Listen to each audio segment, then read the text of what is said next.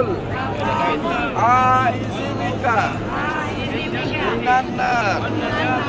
Maharim Luhumana Wabasyaratana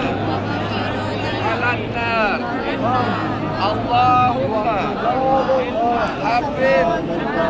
Ilainal imana Wa zayyinhu Fi qulubina Wa karrim Ilainal kufra Wal fusuqa Wal isyana Wa ja'alna Minar rasyidin Allahumma azabaka yawma tab'at ibadaka Allahumma